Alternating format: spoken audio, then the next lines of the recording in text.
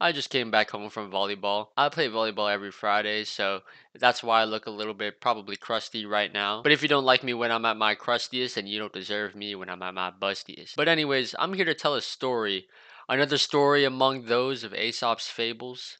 Another classic, such as that by Homer. So I was taking a shit. And when you're taking a shit, you're in your most vulnerable state as a human. You know, your bare ass is hanging out, your dingling's hanging out. You're in your most vulnerable state because you can't just move when you're taking a shit. You're in one spot and you're in a room that probably only has one exit. And so I was taking a shit, casually, phone in hand, watching a YouTube video of some sort. And then my spider senses started tingling. And out of the corner of my eye, the upper corner of my eye, out of my upper peripheral vision, I noticed a cricket. But not just any cricket, an assassin cricket. This cricket was like the crickety embodiment of John Wick himself, and he was on a mission to attack me at my weakest form.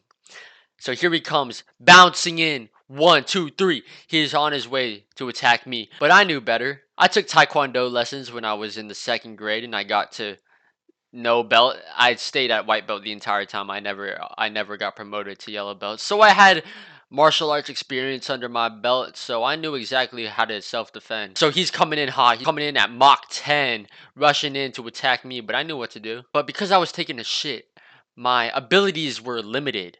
My ass was still hanging out and things of that nature, so I couldn't really go up there and start hitting him with a couple of D's, a couple of Jackie Chan, Bruce Lee moves, Chuck Norris.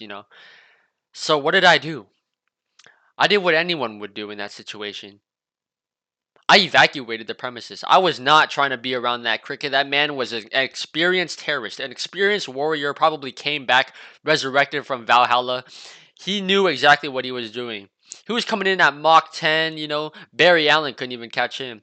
So I bolted out of the bathroom. And mind you, job was not finished, okay? My shit was not finished. I still had a log to drop and the luggage has not been delivered. I run out of the toilet. My pants were still down. I was literally caught with my pants down.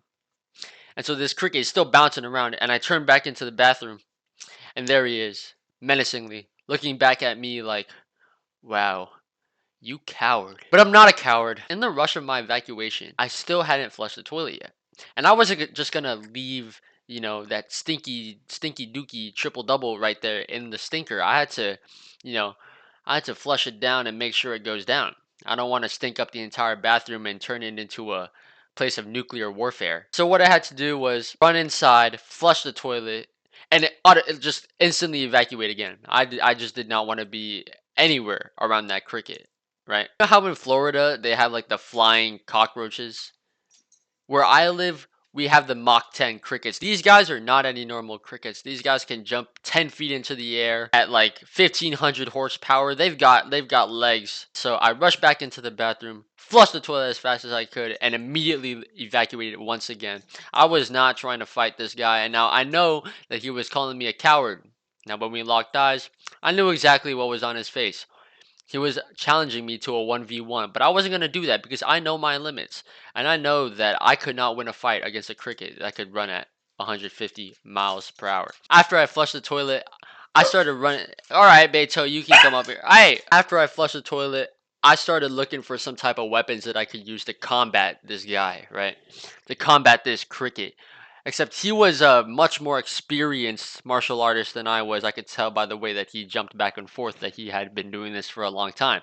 And so I knew that I could not fare it in a 1v1 against a cricket like him. And so what I did was I just didn't fight him. I just left. So for now, the cricket has won against me. I backed away from the fight. However, I will challenge him again in the future. And if the cricket is watching me, I will challenge you again. If you dare show your face to me again, you will be blasted down. Not even sent to Valhalla, you will be sent to the next dimension. So try me. Alright, well, that's about it.